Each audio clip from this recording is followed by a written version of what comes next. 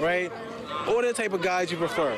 Scammer, drug dealer, or 9 to 5? Drug dealer. I want him to move that weight. I tell the world I prefer a 9 to 5, but I really want a scammer in my heart. No funny shit. I need a drug dealer and then a scammer, then fuck the 9 to 5.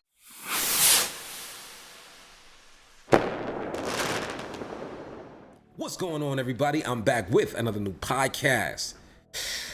Video's crazy, right? We're gonna circle back to that, and I'm gonna show you how it ties into what we're talking about today.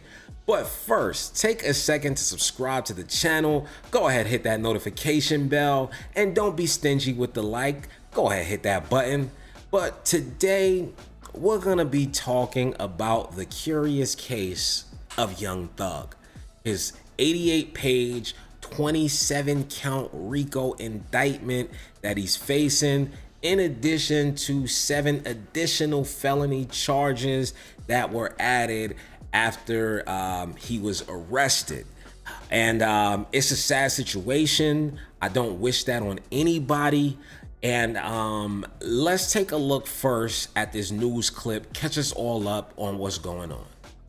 Atlanta rapper Young Thug is getting ready to go before a judge this morning after he was arrested following an 88-page indictment. Right now, he is sitting in the Fulton County Jail. He is facing allegations tied to Young Slime Life. It's a gang that authorities say that he founded. 11 Live's Ariana Manise is live in front of the Fulton County Jail with the new development. So Ariana, Gunna is also included in this. That's correct, Cheryl. Our team reached out to Fulton County officials where we learned that Gunna is not in custody, but rapper Young Thug, he is in custody in the Fulton County Jail behind me after he was arrested on Monday. Now, Young Thug, whose real name is Jeffrey Lamar Williams, he is facing 2 charges, which includes charges of conspiracy to violate the racketeering criminal law and criminal street gang activity. Now, both charges, they're tied to an 88-page indictment where 27 other people were named.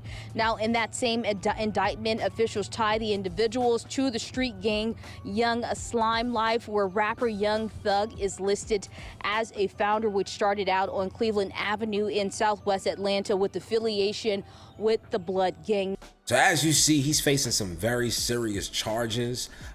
This isn't, anything to be taken lightly, and I'm sure at this point he's not. I'm sure everything is clicking in for him of how serious this is. Because when you find yourself in this position, that you have the right to remain silent and not incriminate yourself, everything starts to become more real. But the reason why I wanted to talk about this was not really to discuss Young Thug's situation in particular, but it's to talk about the situation that a lot of people find themselves in. Living the criminal lifestyle, end up getting caught, and then spending decades, if not the rest of their life behind bars. And that's why I played that video in the beginning. Fuck the 9 to 5. Because it shows a lot of women, young women, that are chasing after these same guys that are going to end up in the same place that Young Thug will end up. And there's a lot of problems that stem off of that. If you're chasing after a drug dealer, well, he's already proven to you that he's willing to break the rules and cheat the system to get what he wants. And if he's dealing with you, the likelihood of him being faithful and monogamous to you is probably very low. Fuck the 9 to 5. And you're gonna waste a lot of your early years chasing after somebody that isn't in a position to give you what you want. And then to follow up on that, as you get older, now you're gonna have all these bad experiences with these kind of guys, and you're gonna talk about men ain't shit. And now all men are gonna have to suffer because of your bad decisions when you were in your 20s. Fuck the 9 to 5. But I think that there's another level to it, and this is what I really want to get at, is a lot of times these people end up having children, right? There's an estimated 2.7 million children whose parents are incarcerated, who have at least one parent that is behind bars. And every statistic will tell you that if you take a parent out of the home, all the categories that you don't want your child to be in, those percentages raise the probability of them going to prison increases. And I'm pretty sure it increases even more if that parent is taken out of the home and placed into prison. And I think that that's where the problem comes in, because that can affect an entire community. Well, let me show you how it affects our whole community. Now you have children running around fatherless without any discipline.